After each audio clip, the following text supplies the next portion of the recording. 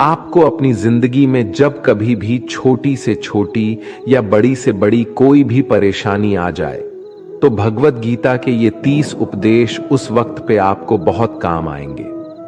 ये पवित्र विचार आपके लिए समझना और उसे अपने जीवन में अनुकरण करना बहुत ही आवश्यक है।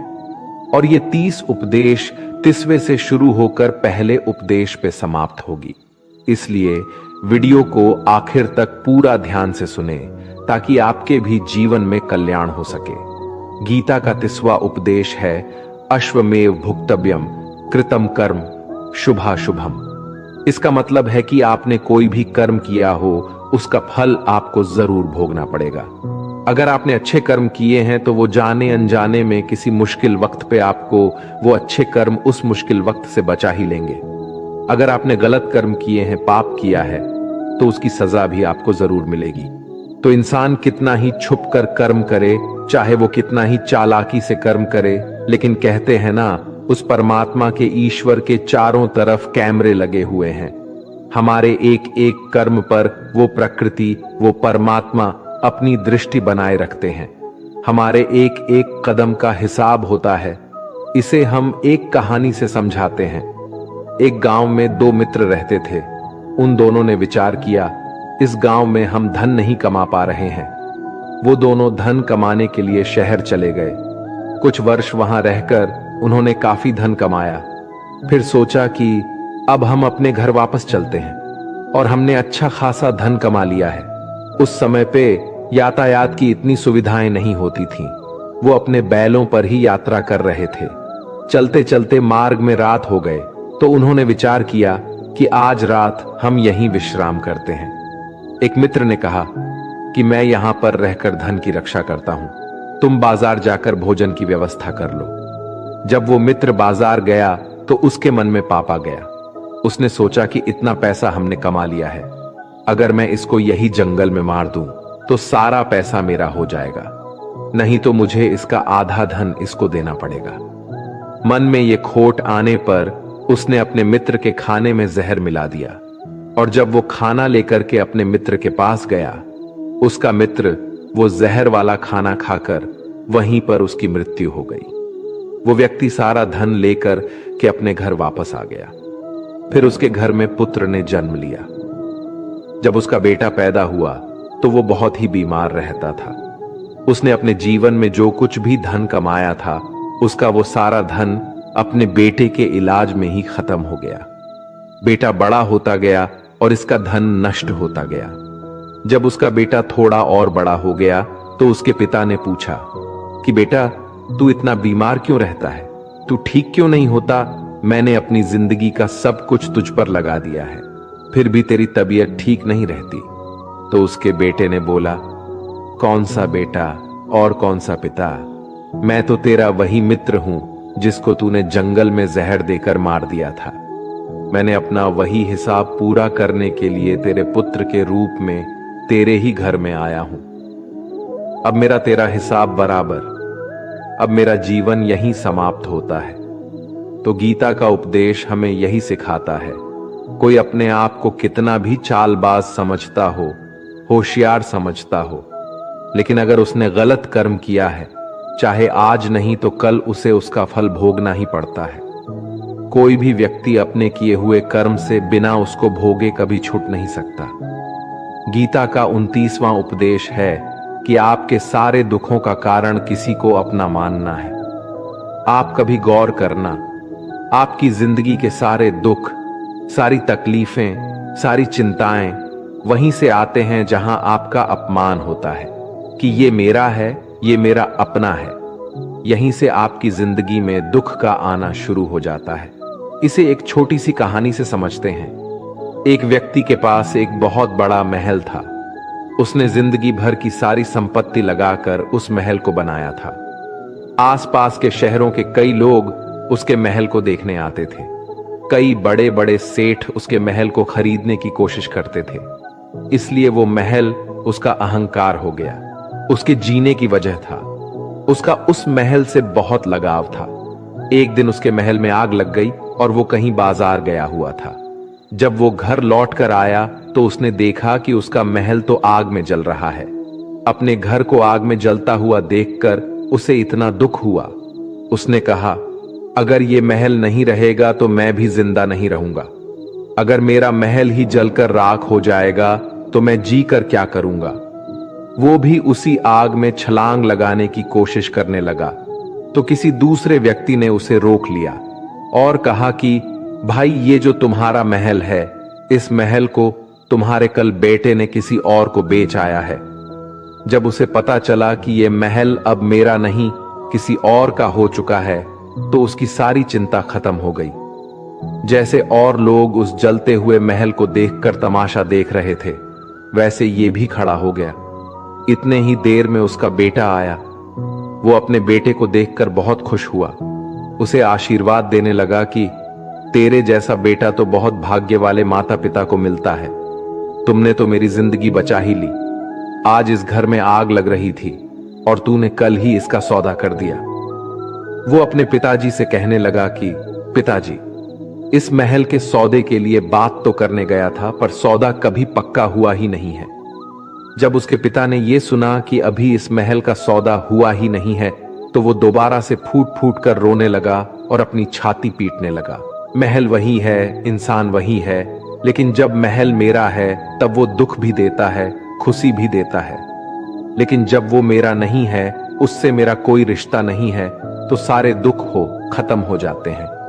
ऐसे ही जिंदगी में जब किसी जगह, किसी इंसान को, किसी रिश्ते को, किसी काम को हम अपना मान लेते हैं, मेरा मान लेते हैं, वो वहीं से सारे दुखों की शुरुआत होती है, वहीं से हर तकलीफ की शुरुआत होती है। तो श्रीमद् भगवद गीता का ये 29वां उपदेश यही कहता है कि आप जैसे ही किसी को अपनी जिंदगी जीने की वजह मान लेते हो, इसके बिना तो मैं जी ही नहीं सकता, तो फिर वो चीज, वो इंसान, वो काम आपको बहुत दुख देता है। दोस्तों, इससे पहले कि हम 28वें उपदेश पर जाए, आपसे विनती है कि अगर आप इस वीडियो से कुछ भी सीख रहे हैं तो इस वीडियो को एक लाइक कर दीजिए और इस चैनल को सब्सक्राइब कर लीजिए।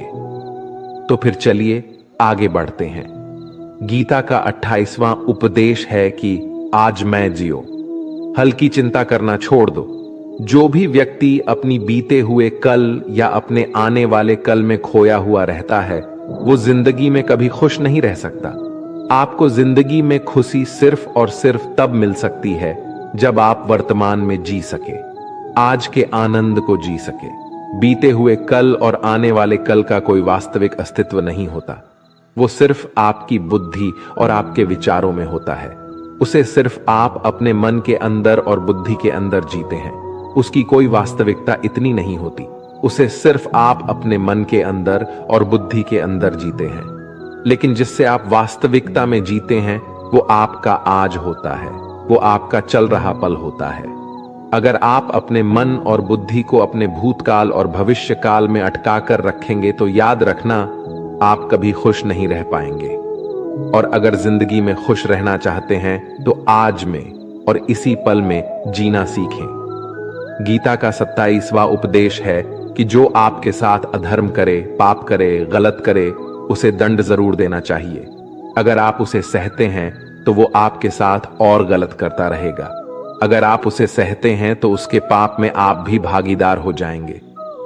अर्जुन श्री कृष्ण से कहने लगे कि जिनसे मैं युद्ध करने जा रहा हूं, ये सब मेरे भाई हैं, मेरे गुरुजन हैं। मैं इनके सामने कैसे हथियार उठाऊं, इनको कैसे मारूं? तो भगवान श्री कृष्ण ने अर्जुन से कहा कि जिन्हें तुम अपना मानते हो वो सभी अधर्मी है, वो पाप के पक्ष में खड़े हैं। और अगर तुम इनका वध नहीं करोगे, युद्ध नहीं करोगे, तो समाज में और भी पाप बढ़ जाएंगे। क्योंकि जब कोई ऐसे पापियों को नहीं रोकता है तो ये और भी ज्यादा पाप करते हैं। ऐसे ही जब आपके साथ कोई गलत करता है, आपको चोट पहुंचाता है, दुख पहुंचाता है, और वही आप चुपचाप रहते हो, तो उससे सामने वाले का मनोबल बढ़ जाता है। वो आपको कमजोर समझने लगता है और आपके साथ गलत करने का वो अपना हक समझने लगता है। लेकिन जब आप उसके गलत व्यवहार को, उसके अधर्म को रोक लेते हैं, उसका विरोध करते हैं, तब वो अपनी सीमा में रहना सीख जाता है। और यही कलयुग है। अगर इस जमाने में आपको खुश रहना है तो आपको अपनी रक्षा खुद ही करनी होगी। कोई आपके साथ गलत करे तो उसको कभी नहीं सहना रहना चाहिए, बल्कि उसका सामना करना चाहिए। गीता का 26वां उपदेश है कि किसी से भी हद से ज्यादा मोह कभी नहीं करना चाहिए। जिससे भी आप सबसे ज्यादा मोह लगाओगे, देखना वो आपको अवश्य रुलाएगा। मोह की वजह से ही आप किसी के पीछे मरते रहते हैं। मोह की वजह से ही आपको कई बार अपमान भी सहना पड़ता है, और कई लोगों को मोह की वजह से ही अपना अपमान दिखता भी नहीं है कि सामने वाला मेरी इज्जत तक नहीं कर रहा और मैं इसके पीछे मरा जा रहा हूं। वो आपकी आंखों पे ऐसी पट्टी लगा देता है कि आपको सच और झूठ दिखाई ही नहीं देता। आपको किसी इंसान का चेहरा दिखाई नहीं देता। आप जो देखते हैं, जो सुनते हैं, उसी पर यकीन करने लगते हैं, फिर चाहे आपको कितना ही दर्द मिल रहा हो। अगर आप किसी इंसान को ठीक से समझना चाहते हैं, उसकी सच्चाइयों को जानना चाहते हैं, तो उसके लिए बहुत जरूरी है कि आप उसके मोह से जल्द बाहर आ जाएं। आपका मोह आपको दुख देता है। जिस दिन मोह खत्म, उस दिन आपको किसी भी रिश्ते से कोई दुख नहीं मिल सकता, क्योंकि आपको फिर कोई फर्क ही नहीं पड़ेगा। गीता का 25वां उपदेश यह है कि आप वो मत करो जो सभी करते हैं, बल्कि वो करो जो आपके लिए सही है। स्वधर्मम निधनम श्रेय भारत धर्मो भयावह। श्री कृष्ण ने अर्जुन से कहा कि एक जो तेरा कर्तव्य है, जो तेरे लिए सही है, जो तुझे करना चाहिए वो कर तू। कभी भी वो काम मत कर जो दुनिया कर रही है। क्योंकि अर्जुन श्री कृष्ण से कहने लगा कि ऐसे भयंकर युद्ध में पढ़ने से अच्छा है कि मैं सन्यासी बन जाऊं। तो श्री कृष्ण ने अर्जुन से कहा कि सन्यासी बनना तेरा कर्म नहीं है, तेरा धर्म नहीं है, क्षत्रिय है तू। कर्म और तेरा धर्म यही है कि तू अधर्म का नाश कर, धर्म की रक्षा कर। ऐसे ही हर इंसान का एक अलग कर्तव्य होता है, एक अलग ही मार्ग होता है। तो कभी भी उस मार्ग पर मत जाना जहां सारी भीड़ जा रही हो। कभी भी वो काम मत करो जो दुनिया करती है, कि आजकल का ये ट्रेंड हो गया है, ये फैशन हो गया है, सब करते हैं इसलिए हम भी कर रहे हैं। सारी भीड़ यही काम कर रही है इसलिए हम भी कर रहे हैं। अगर आप वो करोगे जो भीड़ कर रही है तो आप भी उसी भीड़ में कहीं खो जाओगे। लेकिन वही अगर आप वो करोगे जो आपके लिए सही है, जो आपकी प्रतिभा है, तो दुनिया की सारी भीड़ में भी आप सबसे अलग नजर आओगे। गीता का 24वां उपदेश है कि जिंदगी में धोखा अपने ही देते हैं, क्योंकि उनको आपकी कमजोरियों का पता होता है। बाहर वाला आपको धोखा नहीं दे सकता, क्योंकि उसको आपके बारे में पता ही नहीं है कि आपको चोट कहां पहुंचानी है। लेकिन जो आपका अपना है, आपका खास है, उसे बहुत गहराइयों से पता होता है कि इसकी कमजोरी क्या है। ऐसा क्या करें जिससे इसको दर्द पहुंचाया जा सके, जिससे इसको हम नीचा दिखा सकते हैं, इसको चोट पहुंचा सकते हैं। ये कलयुग है, इसमें बाहर वालों से नहीं, जो हमारे अपने हैं ना, उनसे ही सावधान रहना होता है। महाभारत का युद्ध दो अलग अलग राज्यों में नहीं हुआ था, बल्कि एक ही परिवार के भाइयों में हुआ था। सभी आपस में एक ही वंश के लोग थे। कितनी बार दुर्योधन ने जहर देकर भीम को मारना चाहा। न जाने कितनी बार दुर्योधन ने पांडवों को जान से मारने की कोशिश की। वो उसका कोई पराया नहीं था, बल्कि उसका भाई था। सारी लड़ाइयां घर के अंदर ही होती हैं। बाहर कौन लड़ेगा? हमसे घर में ही सारे झगड़े होते हैं। तो आपको चोट सिर्फ वही लोग पहुंचा सकते हैं जो आपके अपने हैं। आपको धोखा सिर्फ वही लोग दे सकते हैं जो आपके अपने हैं। गीता का 23वां उपदेश है, जो इंसान अपनी रक्षा खुद नहीं कर सकता, उसकी रक्षा भगवान भी नहीं कर सकते। श्री कृष्ण अर्जुन से कहते हैं कि तस्मात् सर्वेषु कालेषु मामनुस्मर युध्य च, यानी कि हे अर्जुन, तू हर काल में मेरा स्मरण करते रहना और युद्ध भी करते रहना। तो अर्जुन ने श्री कृष्ण से पूछा कि ये युद्ध तो कुछ ही दिनों में समाप्त हो जाएगा, लेकिन आप कह रहे हैं कि तू हमेशा मेरा स्मरण करते रहना और युद्ध करते रहना। हमेशा युद्ध करने का क्या मतलब है? तो श्री कृष्ण ने अर्जुन से कहा कि ये जिंदगी ही रणभूमि है। इस जीवन में सुख दुख आते ही रहेंगे और तुझे उनका डट के मुकाबला करना है। श्री कृष्ण ने यह नहीं कहा कि तू चुप करके बैठ जाना और मैं लड़ाई करूंगा। बहुत गहराई है गीता के ज्ञान में। हमारे जीवन की डोर भी संभाल के ईश्वर बैठे हुए हैं, लेकिन युद्ध हमें ही करना है।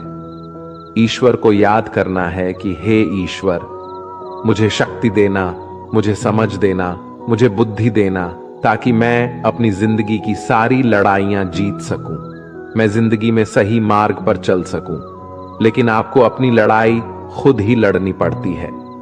जो लोग ये कहते हैं कि हम कुछ नहीं करेंगे, सभी ईश्वर करेंगे, तो कहते हैं कि आलसी इंसान को देखकर तो भगवान भी घबरा जाता है।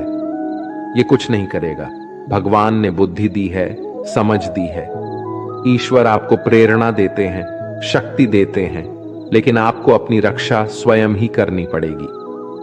गीता का 22वां उपदेश है कि कोई भी ऐसी गंदी आदत खुद को मत लगने देना जो आपकी जिंदगी को बर्बाद कर दे। कहीं ना कहीं महाभारत का यह युद्ध एक जुआ की आदत की वजह से ही शुरू हुआ था। सारा खेल वहीं से शुरू हुआ था। एक ऐसी जुआ की लत जहां युधिष्ठिर ने अपने भाइयों को दांव पर लगा दिया, अपनी पत्नी को दांव पर लगा दिया, ऐसा जितने का नशा की अपना सब कुछ गंवा दिया। ऐसे ही हम भी अपनी जिंदगी में जब कोई ऐसी गंदी आदत लगा देते हैं, चाहे वो कोई भी हो, चाहे वो नशे की हो, मोबाइल की हो, किसी इंसान की हो, कोई गलत काम करने की हो, कोई भी गलत आदत जो आपको बर्बाद कर सकती है, अगर आप उसको नहीं छोड़ेंगे तो आपका सब कुछ खत्म हो जाएगा। इससे पहले कि आपकी आदत आपको खत्म कर दे, आप अपनी गलत आदतों को खत्म कर दीजिए। गीता का 21वां उपदेश यह है कि आलसी इंसान कभी कुछ हासिल नहीं कर सकता। अधिकतर लोग सिर्फ योजनाएं ही बनाते रहते हैं कि मुझे बड़ा घर चाहिए, मुझे बड़ी गाड़ी चाहिए, मैं दुनिया घूमना चाहता हूं, मुझे ये चाहिए वो चाहिए। ये हर कोई सोच लेता है, लेकिन उस पे मेहनत करना, अपना कर्म करना वो नहीं करते। क्योंकि चाहना तो बहुत आसान है, लेकिन उसके लिए कर्म करते रहना वो बहुत मुश्किल है। हर कोई चाहता है कि मेरा शरीर फिट हो, लेकिन उसके लिए एक्सरसाइज करना वो आपको ही करना होगा। जो इंसान आलसी बन के बैठा रहता है तो उसे ना ही अच्छा शरीर मिलता है और ना ही अच्छा जीवन मिलता है। तो अगर जिंदगी में कुछ पाना चाहते हो तो आलस्य को अपनी जिंदगी से दूर कर देना। आलस्य के चलते ही आपको कुछ मिलने वाला तो नहीं, लेकिन जो आपके पास है ना, वो भी गवा दोगे। गीता का 20वां उपदेश ये है कि जिंदगी में अगर खुशी चाहते हो तो मन की गुलामी को त्याग कर दो। कई लोग कहते हैं कि हम करना तो बहुत कुछ चाहते हैं, लेकिन कुछ कर ही नहीं पाते। पता भी सब कुछ है कि क्या करने से हमारी जिंदगी बेहतर हो सकती है, क्या चीज है जो हमको नुकसान पहुंचा रही है, लेकिन फिर भी कुछ कर नहीं पाते। समझते सब कुछ है, लेकिन समझकर भी, चाहकर भी कुछ कर ही नहीं पाते। वो इसलिए होता है क्योंकि आप अपने मन के गुलाम बन चुके हो। लोग तो अपनी जीभ का भी स्वाद तक नहीं छोड़ पाते। फिर कहते हैं कि हम पतले नहीं हो पाते, फिट नहीं हो पाते, सक्सेस नहीं मिल रही है, क्योंकि जो आपको करना चाहिए आप वो करते ही नहीं हैं। आपका मन सब कुछ समझकर भी आपको वो करने ही नहीं देता। इसलिए जिंदगी में अगर आगे बढ़ना है तो अपने मन के अनुसार चलना छोड़ दो। जो आपके ये सही है वो ही आपको करना चाहिए।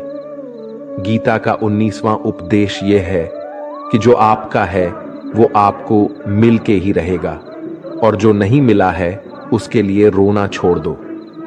आप जिसके लिए जितना रोगे वो चीज आपसे उतना ही दूर चली जाएगी, और जो चीज आपकी सच में है वो कहीं ना कहीं से आपके पास जरूर पहुंच जाएगी। इसलिए जो आपको जिंदगी में हासिल नहीं हो रहा है, हासिल नहीं हुआ है, उसका पछतावा करना, उसके लिए रोना आपको बिल्कुल बंद कर देना चाहिए।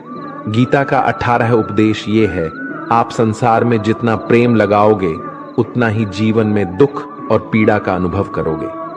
गीता का 17वां उपदेश यह है कि जिस इंसान को बात बात पर क्रोध आता है, सुख और शांति उसके जीवन में कभी नहीं आ सकते, क्योंकि जो इंसान बहुत ज्यादा क्रोधी होता है उसके सारे मित्र उसे छोड़कर चले जाते हैं।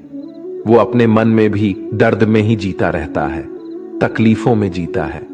ज्यादा गुस्सा करके या ज्यादा क्रोध करके जो भी आपके पास है ना, वो आप उसे खो दोगे, और ऐसे इंसान को शांति कभी नहीं मिलने वाली है।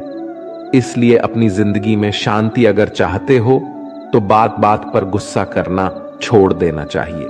गीता का 16वां उपदेश है कि चाहे आप किसी की मदद करें या ना करें, लेकिन जानबूझकर कभी किसी का दिल नहीं दुखाना चाहिए, क्योंकि जब आपकी वजह से किसी का दिल दुखता है ना, तो याद रखना आपको भी वही दर्द एक दिन जरूर मिलेगा। लेकिन जब आप किसी का दिल दुखाते हैं तो आपको भले पता ना चलता हो, लेकिन जब कोई भी आपका दिल दुखाता है तब आपको समझ में आ जाता है कि दिल पर चोट लगने की वजह से कितना दर्द होता है। इसलिए चाहे आप किसी की मदद करो या ना करो, लेकिन किसी का दिल कभी भी नहीं दिखाना चाहिए। गीता का 15वां उपदेश यह है कि जो मुश्किल वक्त में, जो दुख के समय में आपका साथ दे, सिर्फ वही आपका अपना है। बाकी सब अपनेपन का नाटक करने वाले बहुत लोग होते हैं, बड़ी बड़ी बातें करने वाले बहुत लोग होते हैं कि हम आपसे बहुत प्रेम करते हैं। कोई भी दुख हो, कोई भी तकलीफ हो, हमें याद कर लेना। लोग दुख उठाने की बात करते हैं, लोग आने जाने की बात करते हैं, हाथ मिलाना तो ठीक से नहीं जानते और दिल मिलाने की बात करते हैं। जब सच में आपकी जिंदगी में तकलीफ आएगी ना, तब आपको समझ में आ जाएगा कि आपका साथ देने के लिए कौन खड़ा है और कौन भाग गया, क्योंकि उस समय पे सारे लोग भाग जाते हैं, क्योंकि लोगों को पता होता है कि ये व्यक्ति हमारे पास आया तो हमसे मदद ही मांगेगा और वो हमें कुछ दे नहीं पाएगा। लोग आपसे सिर्फ तभी रिश्ता रखते हैं जब आप उन्हें कुछ दे सकते हैं और आपसे उन्हें कुछ फायदा हो सकता है। लेकिन जब लोगों को ये पता चल जाता है, ये समझ में आ जाता है कि उनको आपसे कोई फायदा नहीं होने वाला, बल्कि उनको तो आपकी मदद करनी पड़ेगी, तो वो आपको दूर से ही देखकर भाग जाते हैं। इसलिए जो आपके मुश्किल वक्त में आपके साथ खड़ा हो, सिर्फ वही आपका अपना होता है। बाकी इस दुनिया में सब पराये होते हैं, क्योंकि सिर्फ अपना अपना कह देने से कोई अपना नहीं हो जाता। गीता का 14वां उपदेश है कि जो भी होता है अच्छे के लिए होता है, और जो हो रहा है वो भी अच्छे के लिए ही हो रहा है, और जो आने वाले भविष्य में होगा वो भी अच्छे के लिए ही होगा। वैसे ये बहुत गहरी बात है। कुछ चीजें जिंदगी में ऐसी होती है जो हमें लगता है कि मेरे साथ ही ऐसा क्यों हुआ, मेरे साथ ही होना था ये सब। लेकिन जब वो वक्त गुजर जाता है, एक दिन हमको समझ आ जाता है कि अगर हमारे साथ ये सब नहीं होता तो आज हम इस मुकाम पर नहीं होते। अगर मेरे साथ ये सब नहीं होता तो शायद हमारी जिंदगी और भी बर्बाद हो सकती थी। इसलिए अगर हमें ये समझ में आ जाए कि जिंदगी में जो कुछ भी हो रहा है वो सब अच्छे के लिए ही हो रहा है, तो जीवन में हमेशा खुश रहेंगे। गीता का 13वां उपदेश है कि हर काम को समझदारी से करना ही योग होता है। योगः कर्मसु कौशलम। कई लोग काम तो करते हैं लेकिन उन्हें हासिल कुछ नहीं होता।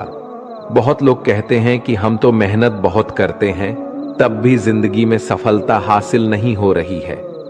लेकिन सच्चाई ये है कि बहुत कुछ करने से, बहुत मेहनत करने से आपको सफलता नहीं मिलेगी, लेकिन सही तरीके से, सही समझ के साथ काम करने से आपको जिंदगी में सफलता अवश्य मिलेगी। गीता का 12वां उपदेश है कि कभी भी किसी भी चीज की अति नहीं करनी चाहिए।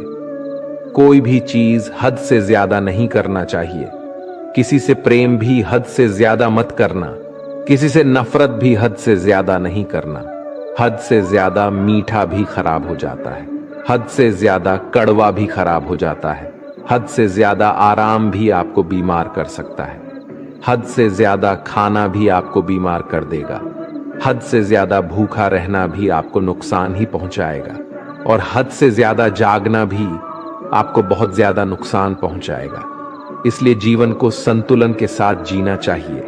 जैसे ही आप संतुलन को खो देते हैं, वैसे ही आपके जीवन में कोई ना कोई छोटी या बड़ी दुर्घटना हो जाती है। गीता का 11वां उपदेश है कि जिसे आप सबसे ज्यादा महत्व दोगे, वो आपको कभी महत्व नहीं देंगे।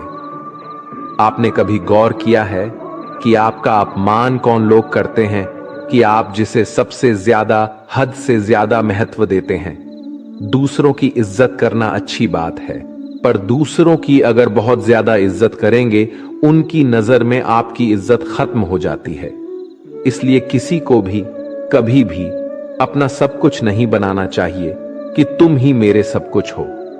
जैसे ही आप किसी को अपना सब कुछ बना लेते हैं, तो आप उसके लिए कुछ भी नहीं रह जाते। इसलिए लोगों को इज्जत उतना ही देना चाहिए जितना वो हजम कर सके।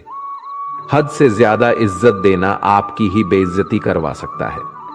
गीता का 10वां उपदेश है जिसके साथ सत्य और ईश्वर की शक्ति है। चाहे सारी दुनिया उसके खिलाफ ही क्यों ना हो जाए, लेकिन अंत में जीत उसी की होती है। श्रीमद् भगवद गीता में कुल 700 श्लोक है और 18 अध्याय हैं। गीता का आखिरी श्लोक है, यत्र योगेश्वरः कृष्णो यत्र पार्थो धनुर्धरः तत्र सिरिरः विजयोर भूति विधवाणी फिर मतिर्ममः।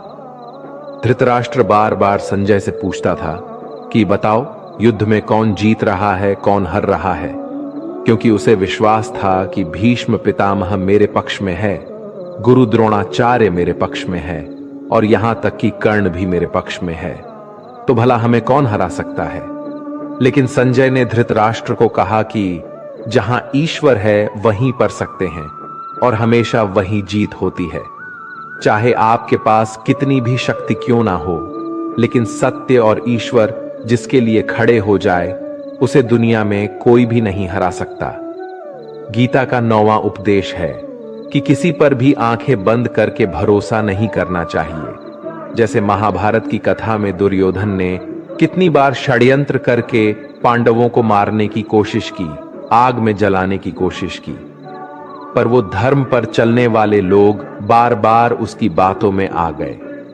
ये बात और है कि ईश्वर उनकी रक्षा कर रहे थे, पर जिसे वो अपना भाई समझ रहे थे, जिससे वो अपना सगा समझ रहे थे, जिस पे वो भरोसा कर रहे थे, वही उनकी मृत्यु करवाना चाहता था। इसलिए भरोसा करते समय अपनी आंखें जरूर खुली रखनी चाहिए। गीता का 8वां उपदेश है कि जीवन में वैसे तो लड़ाई झगड़े से बचना चाहिए, लेकिन जब बात आपके चरित्र, सम्मान और अधिकार की हो, तो लड़ना भी चाहिए। अर्जुन भी महाभारत का युद्ध करना नहीं चाहते थे, क्योंकि सामने उसके अपने खड़े थे।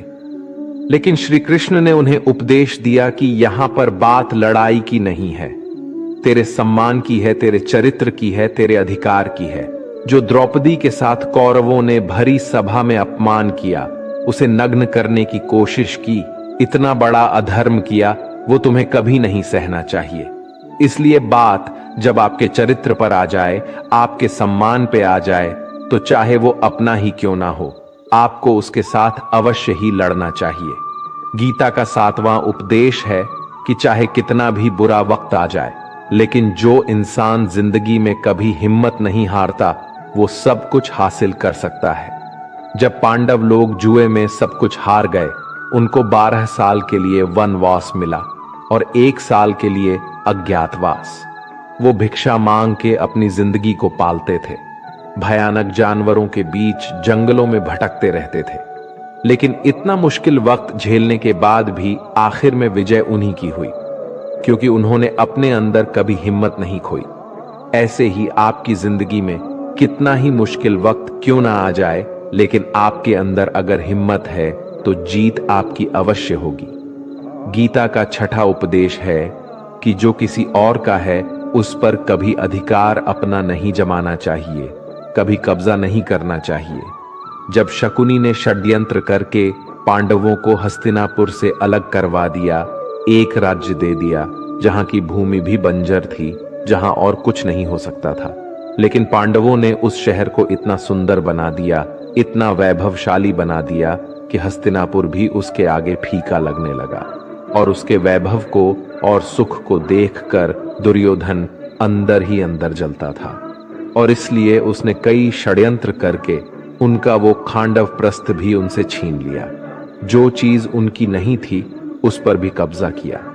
तो उसका आखिर में परिणाम यही हुआ कि जो चीज उनके पास थी वो भी उसके पास नहीं रही, उसे गंवाना पड़ गया। इसीलिए जो आपका नहीं है कभी उस पर अधिकार नहीं जमाना चाहिए। गीता का 5वां उपदेश है कि वो इंसान जिंदगी में सफल माना जाएगा जो अंदर से हमेशा खुश रहता है। बाहर से तो सभी खुश दिखाई देते हैं, लेकिन अंदर से इंसान अशांति से भरा रहता है। बहुत पैसा कमा लिया, कामयाबी हासिल कर ली, लेकिन वो कामयाबी असली नहीं। असली कामयाबी तब मानी जाएगी जब आपका मन खुश रहता हो। गीता का 4था उद्देश्य यह है कि आप जैसा अन्न खाओगे वैसा ही आपका मन और आपकी बुद्धि होगी। अब वैसा ही कर्म करोगे और वैसा ही आचरण करोगे। सात्विक अन्न खाओगे तो आपका मन भी सात्विक होगा, सात्विक व्यवहार भी करोगे, सोच भी आपकी अच्छी होगी। श्री कृष्ण ने भागवत गीता में सात्विक, राजसी और तामसी इन तीनों आहारों का विस्तार से वर्णन किया है कि क्या खाना चाहिए, क्या नहीं खाना चाहिए। पर इसका निचोड़ यही है कि जो मनुष्य सात्विकता से भोजन करता है उसे जीवन में सुख और शांति अवश्य मिलते हैं। गीता का 3रा उपदेश है कि बुरा इंसान कभी अपनी बुराई नहीं छोड़ेगा। चाहे आप उसके साथ कितना भी अच्छा चलो, वो आपको तकलीफें अवश्य ही देगा। इसलिए जो जैसा है आप उसके साथ वैसा ही व्यवहार करें। बुरे इंसान के साथ आप कितना भी अच्छा बन जाओ, वो कभी अच्छा नहीं बनने वाला। दुर्योधन जंगल में पांडवों को मारने के लिए गया था, लेकिन वहां पर भी लोगों ने दुर्योधन को पकड़ लिया। उसका मित्र कर्ण भी उसे छोड़कर भाग गया। वो भील दुर्योधन को मार देना चाहते थे, लेकिन युधिष्ठिर अपने भाई की रक्षा करने के लिए वहां पहुंच गया और उसके जीवन की रक्षा की। लेकिन उसके बाद क्या हुआ? वो हमेशा पांडवों को नुकसान ही करता रहा। इसलिए अगर कोई इंसान बुरा है, उसके साथ आप ज्यादा अच्छा बनने की कोशिश ना करो। जो जैसा है उसके साथ वैसा ही व्यवहार करो। गीता का 2रा उपदेश है कि मृत्यु से डरना व्यर्थ है। हर व्यक्ति के मन में मृत्यु का भय होता है। इस संसार का जब से निर्माण हुआ है तब से जन्म मृत्यु का चक्र चला आ रहा है। यह प्रकृति का नियम है। इस सत्य को स्वीकार करके भय मुक्त होकर आज में जीना चाहिए। किसी को भी आने वाले पल के बारे में कुछ नहीं पता होता, लेकिन इस संशय में भयभीत रहने से जीवन नहीं दिया जा सकता। गीता का पहला उपदेश है कि जो इंसान अपने कर्मों को समय पर खत्म नहीं करता, समय की कद्र नहीं करता, उसकी जिंदगी का सारा समय व्यर्थ ही समाप्त हो जाता है, क्योंकि समय ही आपका जीवन है। अगर आप अपने समय को व्यर्थ में नष्ट करते रहेंगे और उसे गवाह देंगे तो आपको जीवन में कुछ भी हासिल नहीं होगा। अगर कुछ जिंदगी में पाना चाहते हैं तो समय की कदर अवश्य करना सीखो। जो भी व्यक्ति गीता के इन 30 उपदेशों को रोज सुनेगा, समझेगा, तो जिंदगी की कितनी भी मुश्किल से मुश्किल घड़ी क्यों ना आ जाए, उसे ऐसे मुश्किल वक्त में भी रास्ता अवश्य मिलेगा। दोस्तों, अगर आपने इस वीडियो से कुछ भी सीखा हो तो इस वीडियो को एक लाइक कर दीजिए और कमेंट में जय श्री राधे कृष्णा अवश्य लिखिए। और इस चैनल पर नए हैं तो चैनल को सब्सक्राइब करके नोटिफिकेशन बेल आइकॉन को ऑल पर सेलेक्ट कर लीजिए। धन्यवाद। जय श्री कृष्णा।